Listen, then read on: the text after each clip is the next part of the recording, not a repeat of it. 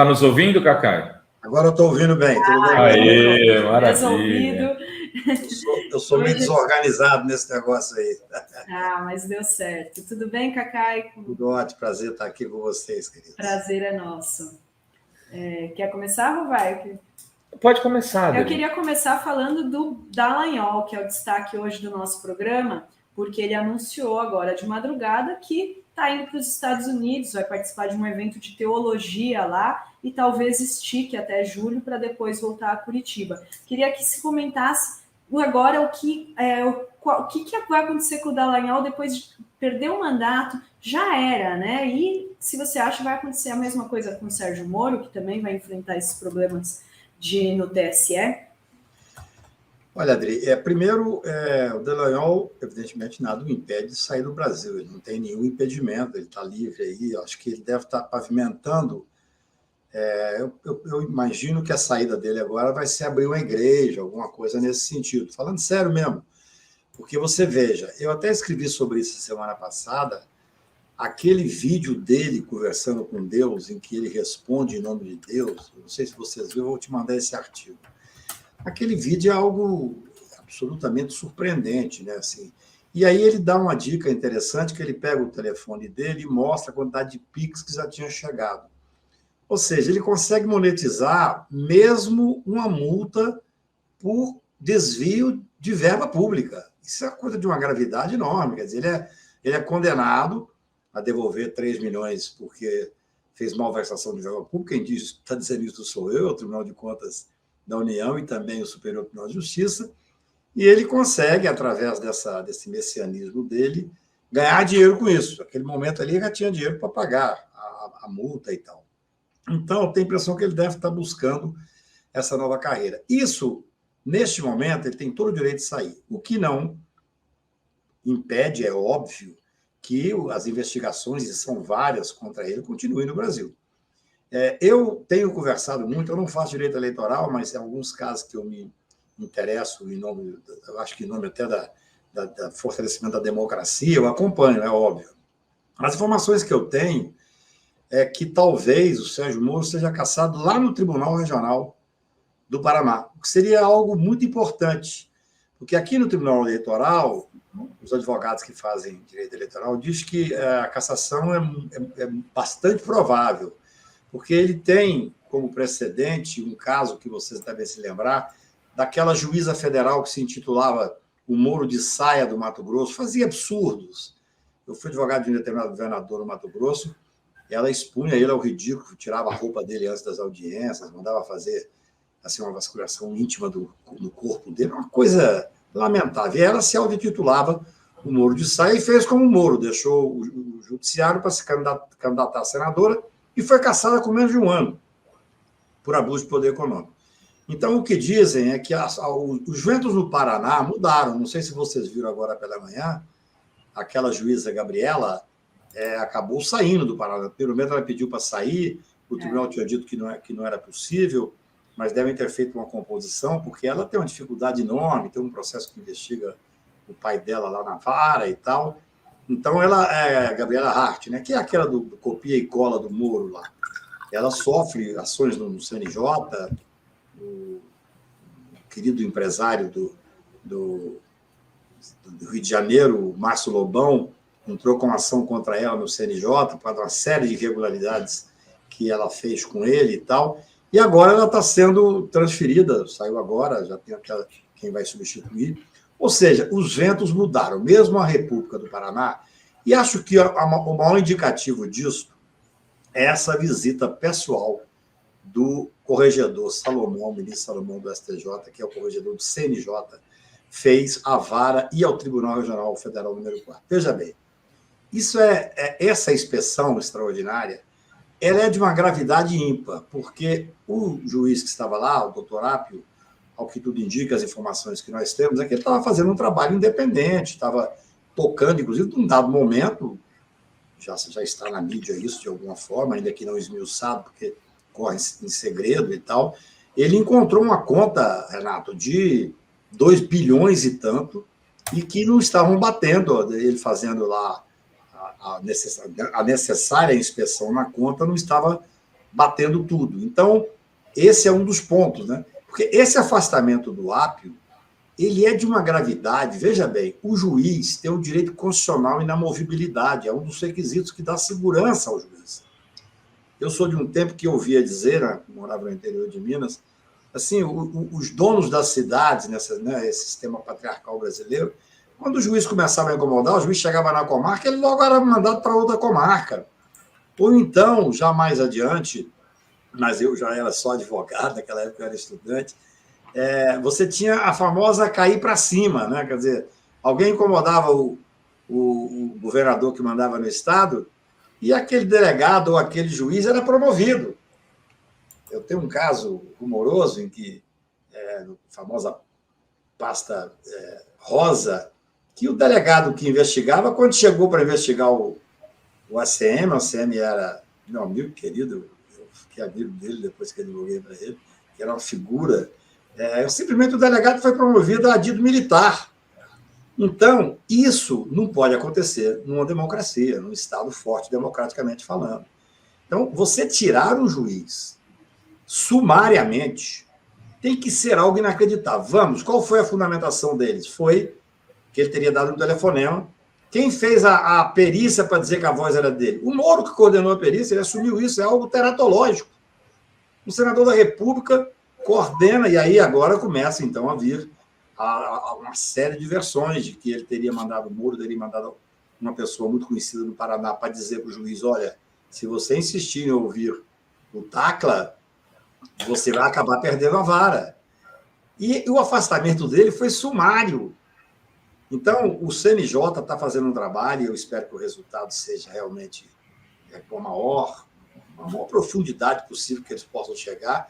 Ele imediatamente comunicou os desembargadores, como o Tribunal Regional Federal número 4, depois que todo mundo depois e fez o depoimento, foram para lá os desembargadores e juízes indicados pelo CNJ, ouviram inclusive o doutor Apio e tal, numa sessão longa, pelo que soube. Aí o próprio desembargador, o próprio corregedor do ministro Salomão resolveu ir. O que significa, pela experiência que a gente tem, André, é que devem ter encontrado muita coisa. Ele não iria lá apenas para poder, se tivesse tudo regular. Então, eu acho que nós estamos num momento importante. Naquela vara, a gente sabe parte do que fizeram nos verões passados. Deltan, aqueles outros procuradores que ele coordenava, especialmente o Moro. E o que nós temos dito ao longo desses últimos anos é que existia um conluio, a gente costumava chamar, e até uma coisa ruim, porque eu gosto muito de ser respeitoso com o judiciário, chamava o tribunal de passagem, que não era um tribunal que fazia o enfrentamento dos absurdos do Moro. Eu escrevi semana passada um artigo sobre esses vazamentos que estão se dando, que são estarrecedores. Estarrecedores. Tem um, que é coisa que a gente sabia, mas nunca tinha lido, né? Que quando o doutor Fabreto, que é um desembargador da 4ª Região, determina a soltura do Lula, todo mundo se lembra disso, comunicaram ao Deltan, e ele diz claramente para os demais desembargadores, eu vou falar para a Polícia Federal para não cumprir a ordem. Isso é caso de prisão preventiva, isso é obstrução de justiça. Então, o momento agora, é bom mesmo o Deltan ir procurar lá sua possibilidade de montar uma igreja e tal, é um direito dele, mas eu acho que os procedimentos vão continuar, eu acho que o Moro será ex-senador em muito pouco tempo, se fosse no Tribunal do Paraná, seria, no meu ponto de vista, excepcional, porque todo mundo está dizendo, o Tribunal Eleitoral do Brasil, o TSE, virou o supertribunal, então se vier cassado, melhor ainda. Mas, eu repito, é aquilo que eu disse desde o início, eu disse para vocês, inclusive. Isso não basta. Tem que haver o passo seguinte da criminalização e da responsabilização do que essas pessoas fizeram. Veja bem, quando nós falávamos, Renato, eu falei isso várias vezes nos últimos 2 anos, que existia uma tentativa de golpe e que o Bolsonaro só não conseguiu dar o golpe por não ter o apoio, não ter o respeito da liderança das Forças Armadas. A Força Armada Brasileira, a cúpula dela é altamente preparada. Eu até hoje me lembrava de um fato. O vice-presidente, o general Mourão, Estava dando uma entrevista, se não me engano, na Globo News, e perguntaram sobre o Bolsonaro, que ele era meio atabalhoado, e ele ridicularizou o presidente da República em exercício, ele vice. Você tem uma questão de hierarquia no Exército, tem tudo. Ele disse, não, o Bolsonaro só foi até a força física. Ele não chegou a ter alguma preparação intelectual. Dizendo aquilo que todo mundo vê, que ele é um indigente intelectual. Então, o Exército, especialmente, mas as Forças Armadas, não topavam. Eu falo isso tem 2 anos e meio. Agora, com a liberação do ministro Alexandre de Moura, segredo de Justiça, daquilo que consta no celular do tal ajudante de ordem, é inacreditável. Eles tinham um golpe pronto. Quer dizer... Eles tinham um parecer jurídico, inclusive, de um renomado jurista. Eu escrevi sobre isso, Renato, essa semana, porque a gravidade... Aquilo ali, quando, infelizmente, o doutor Ives Gandra veio com essa versão de uma subleitura criminosa do artigo 142 da Constituição, dizendo que as Forças Armadas seriam uma espécie de um poder moderador, é como se fosse possível fazer um golpe contra a Constituição, a favor da Constituição. Não existe golpe a favor da Constituição. Todo golpe é contra a Constituição. Quando surgiu aquilo ali, jabuti não sobe em árvore. Todos nós que temos uma experiência com Brasília vimos que aquilo era uma gestação de uma hipótese de golpe. Agora, depois que saiu aquela minuta que estava lá no celular do Major, que é o homem que falava com o Bolsonaro o dia inteiro sobre tudo, é estarrecedor, porque na minuta consta o passo a passo do golpe, que era instituir estado de sítio, nomear um interventor nacional, se fosse o caso depois, convocaria outras eleições, anular a eleição do Lula, veja a gravidade, retirar 3 ministros do Supremo Tribunal, que eram os 3 que estavam no TSE, inclusive, viu, Dri e Renato, uma coisa interessante para as pessoas que estão nos ouvindo, porque na própria minuta falava assim, que serão substituídos por Cássio, André e Toffoli. Eu ouvi e vi muitas maldades, dizendo assim, o Toffoli estava do lado deles. Eu quero explicar uma coisa, não estou defendendo ninguém, mas é a questão de entender como é que funcionam os tribunais. Esses 3 são os substitutos naturais dos 3 que sairiam. Daria um verniz democrático. Não tem nada a ver com o Toffoli. O Toffoli, evidentemente, não sabia disso, não tem nada a ver, nem o próprio Cássio, nem o André. É porque existe uma substituição natural, é assim que funcionam os tribunais superiores. Mas o que interessa é que naquele documento lá falava do parecer do Ives Gandra, que é gravíssimo, tentando dar um viés democrático. Eu até, no artigo que eu escrevi, eu me lembrei de quando, na fatídica noite de 13 de dezembro de 68, quando foram assinar o AI-5, que o Jarbas Passarinho, então ministro, diz as favas com todos os escrúpulos da consciência. A ditadura militar é a saída, é a única coisa que nos resta abraçar. É isso. Eles, se tiver sentido, aí você tem os desdobramentos, né, das conversas que são assustadoras, realmente, onde um determinado tenente-coronel, um homem que tinha um poder enorme no Exército, que já está até afastado agora do cargo que estava ocupando fora do Brasil, ele diz, não, nós temos que fazer isso porque o presidente não tem nada a perder, ele vai ser preso. Ele vai ser preso na papuda, isso que está falando, para tentar justificar o golpe. E aí você tem uma conversa que diz, mas ele não tem o prestígio junto à cúpula das Forças Armadas. O momento é muito grave. Muito grave. Eu penso que nós não saímos completamente desse momento de terror, nós temos que estar atentos e resistir. Dia 22 agora vai ser julgada a inelegibilidade do Bolsonaro. É isso que eu ia te perguntar, se aposta já na cassação do Moro no TRE e agora da inelegibilidade do Bolsonaro no TSE. Eu fico até com medo de tanta notícia boa. Qual que é o... Vamos lá, bolão daí... O TRE será uma surpresa muito agradável, porque o principal juiz ligado a ele sai agora. Então, a informação técnica que eu tenho, repito, não faço direito eleitoral, querem até que eu vá sustentar, mas não é minha área, mas me parece que pode ser cassado lá. Agora, a inelegibilidade aqui do Bolsonaro, ela me parece chapada. O máximo que nós poderemos ter, eu conversei com pessoas ligadas ao ex-presidente, é um pedido de vista do Cássio, que dará aí. Aí você tem duas formas de analisar. Eu falei isso com o ex-ministro do Bolsonaro. Falei, olha, você tem duas formas. Ou você dá uma sobrevida para ele, ou você fica sangrando em praça pública. Porque se tiver 6-0 e tiver um pedido de vista, a análise dos bolsonaristas pode ser, não, nós damos... Não vai acontecer nada em 90 dias, que é o prazo para vista. O ministro Cássio, se pedir vista, não sei se pedirá, é a expectativa que tem em Brasília, deverá voltar até antes isso. Vai sangrar em praça pública. A inelegibilidade, ela é importante. Eu sou contrário a tal lei de ficha limpa. Sempre fui.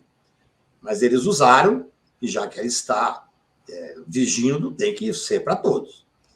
Eu acho que a inelegibilidade do Bolsonaro muda um pouco esse jogo. Eu conversei com, talvez, o ministro mais importante do final do governo Bolsonaro, e a expectativa deles era o Bolsonaro ser candidato a presidente. Se o Lula sair para um outro mandato, eu acho que o Bolsonaro não sairia candidato. O Lula cometeu um erro, na minha visão. Ele, muito cedo, disse que não seria candidato à reeleição. Isso, no meu ponto de vista, fragiliza o governo. Você tem hoje, dentro do próprio governo, 3 ou 4 candidatos já na eleição do Lula. Isso não é correto. Mas ele tem mudado isso, ele já recuou, né? Ele já tem dito... eu acho que ele deveria... Se eu estiver com saúde... Acho que deveria deixar bem claro. Quem vai decidir isso é o povo e, na época, que vai decidir. Porque eu duvido, eu até, quando ele foi lá em casa no dia da diplomação, eu fiz um breve discurso, eu disse ali, eu tenho certeza de que você tem que ser candidato à reeleição. Não só para dar continuidade a um governo que eu espero que seja um governo igual ao que ele fez em 2003 e 2007, mas principalmente porque nós temos um fascismo ainda latente na sociedade. Assim como ele disse, e disse bem, que só se candidatou de novo nessas últimas eleições, porque ele seria o único com capacidade para ganhar, e é verdade, a gente sabe disso, ganhar de um presidente em exercício é dificílimo, ainda mais um presidente sem escrúpulo como Bolsonaro, que usou e abusou de toda a questão de dinheiro que podia gastar e tal e tal. Então, eu entendo que é importante que o Lula faça um novo governo e que venha por reeleição, porque aí, veja bem, se o Bolsonaro ficar inelegível, o quadro é outro. É até interessante que esse ministro mais importante do governo falou comigo, não, a gente já tem uma chapa substituta, que seria Tarcísio e Zema. Isso é uma coisa que já ele me colocou.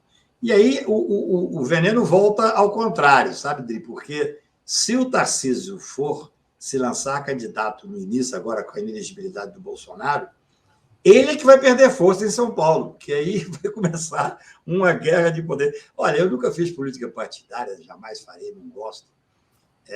Mas eu advoguei para 80 governadores, 4 presidentes da República, uma porrada de senadores, e eu vejo como é que é essa guerra entre eles. Quer dizer, o poder deve ser muito bom, né? Porque é uma confusão sem tamanho. Mas eu acho que a inelegibilidade virá.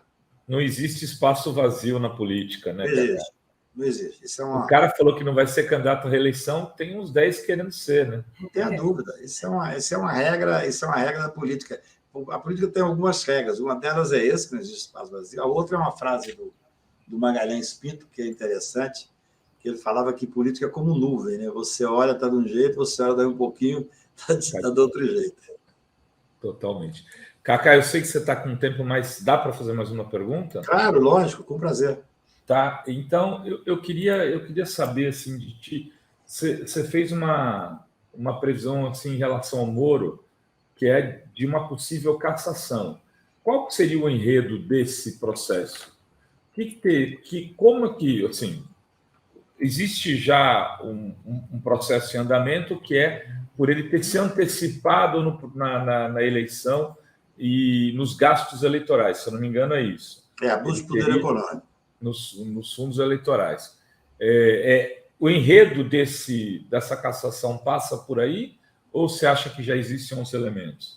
Não, o que eu conversei com os advogados eleitoralistas é que esse processo é um processo que está maduro. Houve um despacho agora, recentemente, que foi muito ruim para o Moro, que unificou 2 processos, eram dois processos de partidos diferentes, e os advogados pretenderam trancar e não conseguiram. Então, o processo está maduro, deve ser julgado no Tribunal Regional Eleitoral. Eu não tinha, veja bem, repito, eu não acompanho o caso lá no detalhe, porque não é minha área. Mas eu acompanho, converso com os advogados com bastante frequência, eles me ligam e tal. Hoje, com a mudança que se tem no país, há, sem dúvida, na visão dos advogados, uma grande possibilidade de ser cassado lá pelo Tribunal Regional Eleitoral. De uma forma ou de outra, evidentemente, isso virá ao Tribunal Superior Eleitoral aqui. Lá é o Tribunal Regional Eleitoral do Paraná. O Paraná, eu acho que seria, para ser sincero, seria extremamente interessante, até para o próprio Paraná e para o Judiciário do Paraná, se eles fizerem um julgamento realmente técnico, entendeu, Renato? Porque é o seguinte, é muito ruim para um Estado pegar a pecha que o Paraná pegou. É verdade. Outro dia, eu vou me lembrar, vocês talvez se lembrem, um determinado político que fez uma crítica ao Paraná e acabou parecendo que era uma crítica ao Estado como um todo. O governador veio e reclamou, não sei se foi o Dino, eu não sei. Sei que foi uma coisa que deu muita polêmica. Por quê? Porque eu lembro da crítica que fizeram a Brasília. a mesma coisa que fizeram a Brasília. A Brasília até foi interessante. Eu estava em Paris, eu escrevi um artigo, chamando, com todo respeito, mas chamando o ministro Rui Costa a responsabilidade, a respeito da Brasília e tal, e achei muito digno da parte dele. Ele me ligou imediatamente com o artigo que saiu, falou, Cacá, eu fui mal interpretado, eu quero conversar com as pessoas, se você puder vir aqui, eu estava em Paris, e aí eu tinha falado com o Paulo Otávio, cuja esposa é neta do Juscelino Kubitschek, para não partidarizar a coisa, eles foram até o Rio, eu liguei para o ministro Jacques Wagner, que foi de uma gentileza. O Jacques Wagner é o político eu acho o mais elegante do Brasil, eu sou apaixonado pela forma que ele faz política. O Jacques Wagner mais o Rui receberam o pessoal do JK e ele pediu desculpas a Brasília. Então, assim, são essas questões que ficam efervescendo. Eu acho que aquilo ali foi ruim, por um lado foi bom, porque eu acho que hoje nós temos um fundo constitucional garantido. A reação foi tal que, de certa forma, esse evento nos ajudou, vamos chamar assim. Entendeu? Agora, essa história do Paraná é muito ruim, porque assim, eu tenho amigos no Paraná, eu advogo no Paraná, eu já fui ao Paraná, sou tratado com o maior respeito pelo tribunal, mas eu sou um crítico, porque eu acho que, às vezes, esse episódio, por exemplo, em que a ordem de um desembargador foi desobedecida por determinação de um procurador da República, é estarrecedor. É estarrecedor. Eu vou dar um exemplo para você. Uma vez, eu sou advogado do português brasileiro, Raul Smith, que nós ganhamos tudo dele, estamos ganhando cada vez mais. Ele mora em Portugal e foi perseguido. Inclusive, esse é um dos casos que mais me dói, porque o Deltan e aquele Castor, tem as gravações que eles falam assim, não, quando nós ganhamos a extradição, ele mora em Lisboa. Não, vamos fazer uma ação contra a filha dele, que aí ele apavora e volta. Olha a covardia. Olha que, né? Coisa incrível, está gravado lá. Pediram até a prisão dela, infelizmente não foi deferida, mas bloquearam bens, busca e apreensão. Então, assim, o nível é muito difícil. É muito difícil lidar com quem não tem escrúpulos. Mas, por outro lado, você veja, a gente faz os enfrentamentos que tem que ser feito e as coisas vão consolidando agora de forma positiva. Quer dizer, o Estado do Paraná, quando, nesse caso específico do Raul, eu entrei com mandado de segurança contra a DRCI, que é um órgão do Ministério da Justiça. Não tinha nada a ver com o Moro. Eu estava ganhando tudo contra o Moro, mas aí veio a questão da extradição e passa para o governo federal. Não sei se você consegue entender. Então, lá contra o Moro, eu estava ganhando tudo. Extradição, ganhei, nós ganhamos absolutamente tudo. Agora, ele foi absolvido, inclusive, o Raul. Bem, só que nós entramos com mandado de segurança contra a DRCI, ganhamos um liminar.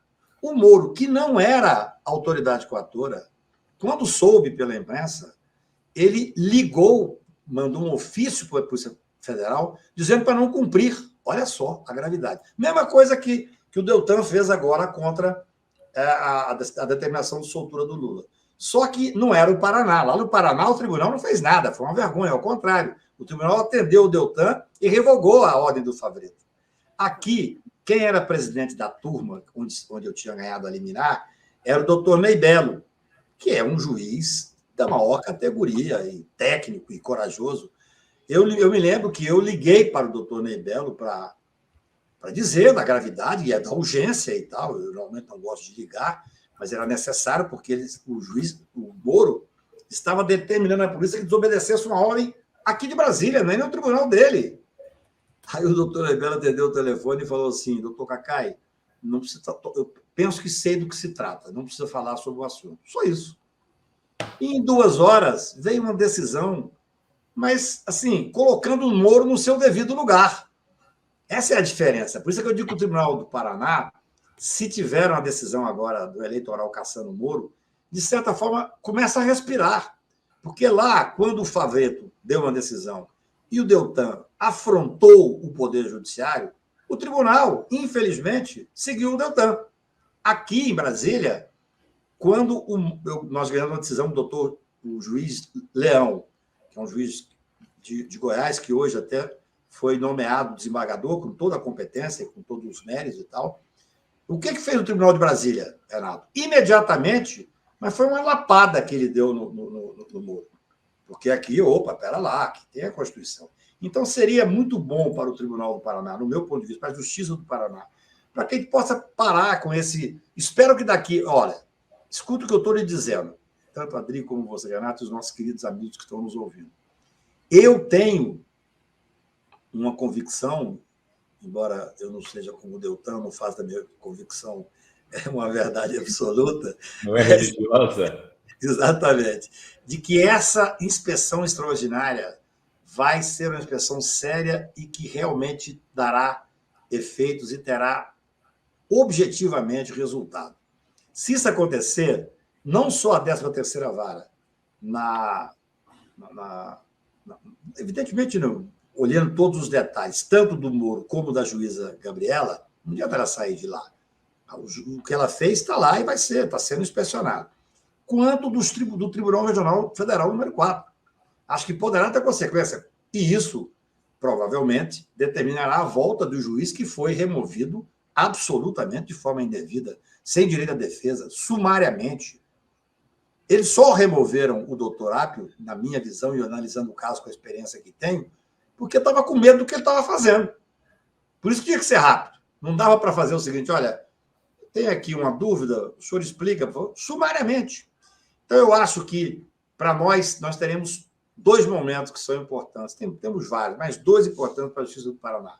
O julgamento do Tribunal Regional Eleitoral do Moro, que eu acho que a cassação, estando realmente comprovado os abusos, o abuso econômico, dará a sua tranquilidade para nós olharmos para aquele tribunal, e depois o resultado dessa inspeção extraordinária, que é coordenada pelo ministro Salomão, com toda a técnica, mas também com a mão firme do ministro Salomão. Isso teve lá sexta-feira, não é pouca coisa. Eu, na minha experiência, eu penso assim: se ele só foi lá na sexta-feira, depois de 10 dias de inspeção, ou 12, sei lá, ou 15, o desembargador nomeado já tinha ido para lá, nomeado por ele, o juiz já tinha ouvido, porque mereceu uma atenção muito especial. Eu espero que esses 2 eventos, de alguma forma, resgatem um pouco daquilo que, infelizmente, o Judiciário do Paraná perdeu nos últimos tempos. O pessoal está lembrando que é o Gilmar Mendes que disse que a República de Curitiba tem porões e tem esqueletaços dentro disso. Tudo. Exatamente, foi o ministro Gilmar. Ministro Gilmar. E depois até ele veio a público e disse que não queria fazer essa crítica exatamente e tal. Mas, assim, é verdade. Eu mesmo, quantas vezes da tribuna ou por escrito, ao enfrentar uma série de abusos que vi ali, eu usei a expressão tribunal de passagem, que é uma coisa que eu não gosto, mas é um fato. Eu sou advogado, eu vejo o que está acontecendo. Por que até o julgamento agora do juiz de garantias, que está na fase de sustentação oral, o Tofik, que é um grande advogado, ao sustentar, advogado de São Paulo, ele disse: olha, quando havia uma operação na Lava Jato, ou na Lava Jato do Rio de Janeiro, Bretas e Moro, os advogados imediatamente buscavam encontrar uma saída processual, veja que absurdo, Renato, para tentar levantar uma hipótese de não deixar naquela vara, porque quando você lia o processo de abertura da operação, busca, apreensão ou prisão e tal, já estava pré-julgado. O Brasil está tendo uma oportunidade ímpar de passar a limpo esses últimos tempos absolutamente nefastos da história brasileira. No judiciário, especialmente no executivo.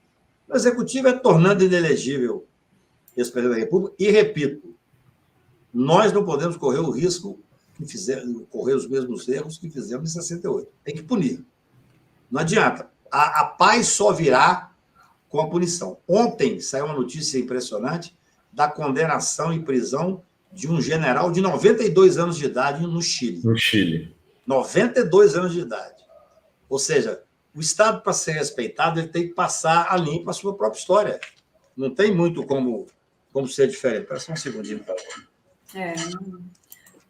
Antes tarde do que nunca. Né? Não, eu acho assim, nós cometemos esses erros no passado e agora é hora de nós realmente fazermos uma análise mais aprofundada. A questão é a seguinte, como vai se mexer com esses desembargadores do TRF4? Eles fizeram tudo o que o Moro fez e dobraram a aposta, inclusive. Em alguns casos da punição do Lula, eles aumentaram a pena. Né? Eu não acho que tenho convicção de que não se poderá fazer uma análise de nenhuma decisão jurídica, estrito sensu. Quer dizer, você não faz... Não existe crime de hermenêutica, nós temos que ser bem coerentes. Né? Quer dizer, o que você pode analisar e que o CNJ pode analisar são irregularidades cometidas durante a condução do processo. Agora, a condenação, uma não condenação, isso o tribunal não vai entrar nisso. O CNJ não pode mudar a pena, mudar a condenação e tal, porque isso vai muito da independência absoluta que tem um juiz. O que nós temos hoje uma convicção, por exemplo, você tem...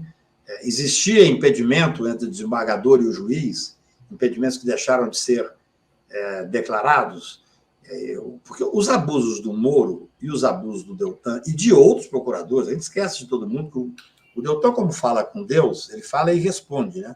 Aquela conversa é uma coisa inacreditável. Ele se compara a Moisés.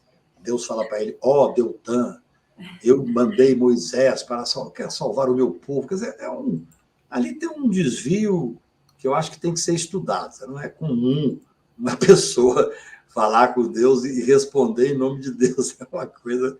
Assim, se fosse se não tivesse tido influência na história recente do Brasil, seria só cômico. Seria só cômico. O problema é que é trágico. Essa é a questão. Então, assim, o CNJ não vai e não poderá ir fazer análise de mérito de nada que foi decidido. O que se vai ver são as irregularidades que poderão ser comprovadas. Aí são irregularidades administrativas, é uma série de questões. Eu espero poder voltar aqui em pouco tempo para comentar o resultado dessa inspeção. Com o Bolsonaro inelegível, né? Muito passado. De 22 agora nós temos o primeiro round. E 22 ainda, né? O Moraes só, né? No dia do aniversário do senador lá do Marcos Duarte. Olha... Eu prefiro acreditar que foi coincidência, porque senão é muito, mas eu não sei. É impossível acreditar, Cacá, que foi coincidência. São muitas coincidências. Uma última pergunta. Essa semana também tem uma questão importante, que é a sabatina do Zanin, que vai, né, para a vaga do Lewandowski. Qual que é a sua expectativa, Cacá? Eu acho que talvez seja a sabatina que será mais rápida e mais tranquila dos últimos tempos. Nós tivemos sabatinas de 11 horas, com muito debate, tivemos algumas sabatinas que foram acaloradas.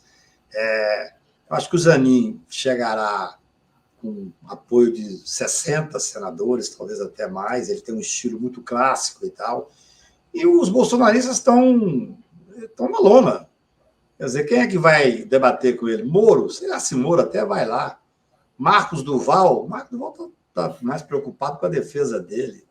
Então, acho que, merecidamente, o Senado fará uma sabatina técnica e será, no meu ponto de vista, rápida, e ele terá uma aprovação tranquila e talvez o maior número de votos dos últimos tempos. Muito bem. Cacá, muito obrigado. Obrigada, Cacá. Bom trabalho para você. Bom trabalho. Tchau.